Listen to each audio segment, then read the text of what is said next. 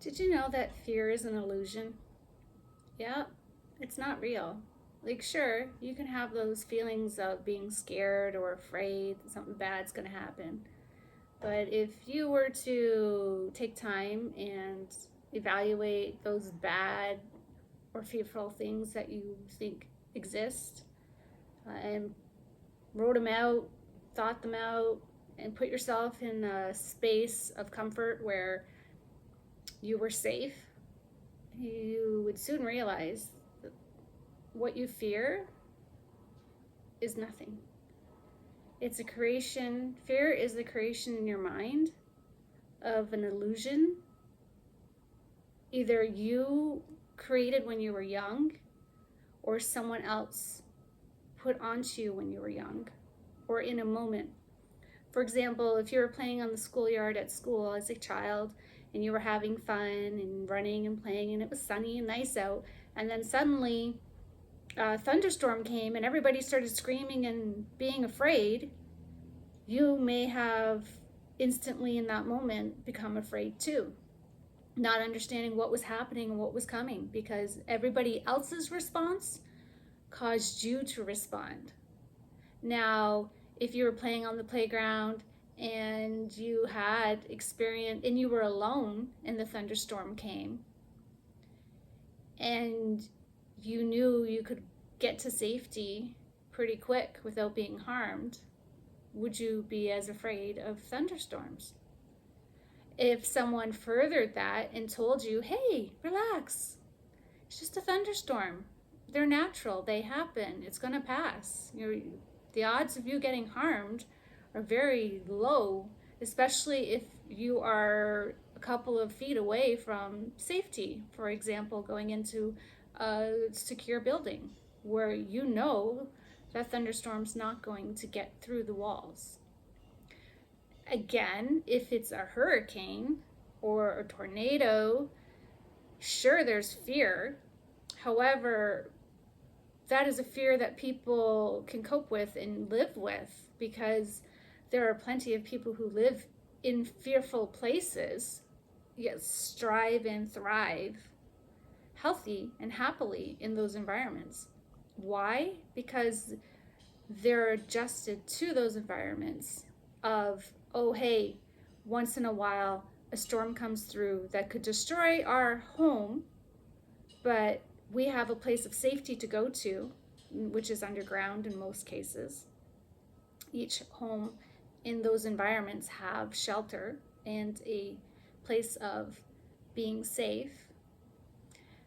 And ultimately, when you look at fear, if you are in a safe place and something unnatural happens that creates a fear response out of people around you or even you yourself, you must embrace that whatever is crossing your path in that moment is meant for you to experience for a reason. And if it is death or injury that is coming to you in that moment, and you're afraid of those two things, then you need to evaluate the meaning of your life and your role here on earth. For example, if you are injured because of a fearful moment,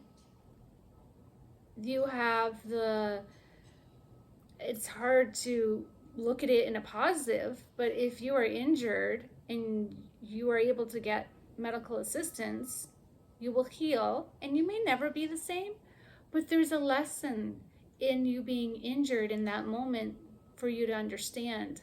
And it's not to be in fear and to shut your life down and your world down and to be scared of living. There's a lesson there. It's not because you're a bad person. It's a lesson of maybe being more compassionate about yourself and having patience and more love and understanding that what you think your life is supposed to be and your body is supposed to function in this world is not always the way it turns out to be.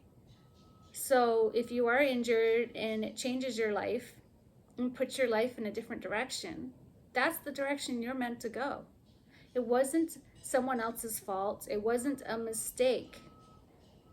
Because if you look at those things, an accident or an injury as someone else's fault or a mistake, then you will never heal from it. And you will forever blame someone else or yourself for being in the wrong place at the wrong time. When in fact, you were at the right place at the right time with the right people who helped you have that injury.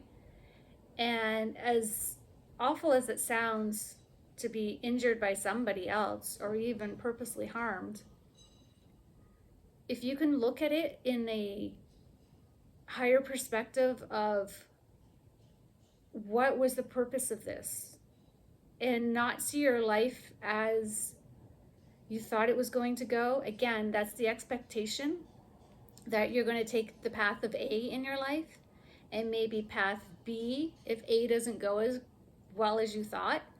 And then A, B, C, D, E, F, G, all those paths keep changing on you. You have to adapt and go with those changes. And the more that you can adapt, then eventually your path is going to open, and that's the path you're going to go down, and it's going to be the right path, and you're going to be mind blown and look back on everything that happened in your life as, wow, I can't believe I went through this and that and this and that and this and that, and I thought this was going to happen. I thought this person was going to be in my life. I thought I was going to go here. I thought I was going to go there.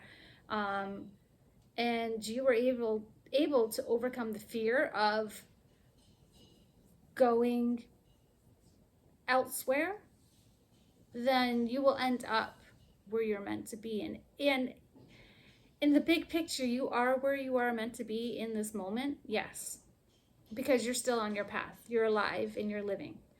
Now, if you die and you have a fear of death, that is your path also, of dying at the age that you are, that you died.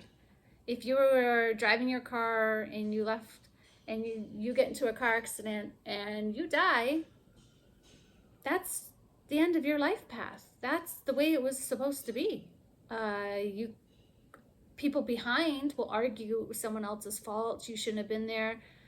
But if others are to examine how your life is, they cannot. No one knows your life path but you. And even people who are on their life path have no idea what path they're on, because you can't see it from a lower perspective. If you are feeling lost and scared and afraid and living your life blaming others and being the victim and then bullying others because you were the victim, so you're going to take it out on others, things that have been done to you out of fear or being afraid, you're never going to learn, and you're never going to grow out of fear. You'll stay in that box, and it is a pit. It's a pit for sure. And it'll keep you locked down and unable to move forward. And that's fine, because at times when traumatic things happen or fearful things come to pass that you think is fearful to experience, then everyone needs rest to stay in that moment of, oh, I need to be here. I need to be home. I need to hide. I need to lay low for a while. I need to recover. I need to rest. I need to heal.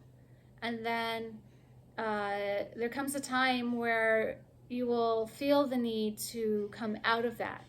Someone will enter your life, something will happen, another thing will happen in your life where you'll be pushed almost into another experience, either with your participation fully or whether or not you feel forced and you're pushed into a situation that you don't want to go, but you end up going in. All of it is natural. The benefits of believing in magic is knowing that you don't have to go through anything I've spoken of so far from the beginning of this video by yourself.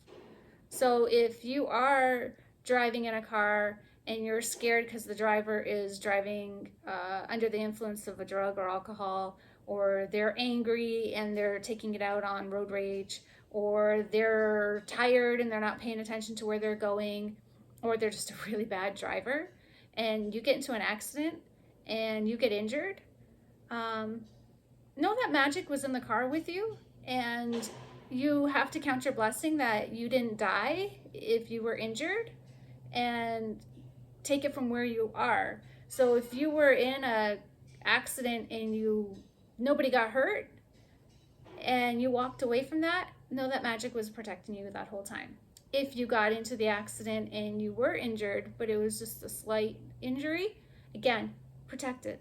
But the lesson is, you need to trust more in Magick, that Magick is protecting you at all times. Now, for those who will say, well, Magick didn't protect me when I got into a car accident and I broke my arm, or I got a concussion, or I was in a coma. You can't blame Magick for not protecting you and keeping you in one piece, fully healthy, experience a car accident. However, Magick will pull you through all of that pain that you're in and heal you and bring you to where it is you want to be. Again, on path A, B, C, D, E, you need to pivot and keep going. And that's the message there, is keep going with Magick and finding your true path and your true place in this world, your purpose of where you are meant to be, because everyone has a purpose. You are here for a reason. A lot of people think, oh, if you believe you're just free floating and there's no rhyme or reason to you being here on earth, you probably don't believe in Magick, and this video is not for you. So for those who are wanting to believe, you need to grow your faith in Magick, your trust in Magick, and that is the key, is the trust and the belief that Magick is real and it does exist. And once you tap into believing and talking to Magick and believing in Magick, you will start to see the Magick and feel the Magick and know that Magick is real and is all around you. And the moment you and Magick embrace one another in that full belief and that, yes, Magick exists, yes, Magick is real, you will look back on all those experiences you've had in your life up until that exact moment and see where Magick was with you, guiding you through each and every up and down hill that you went through, all those struggles and the good times as well. And you will see the connection, and then you'll go, oh, Magick's real, it all makes sense. And you'll say, thank you, Magick.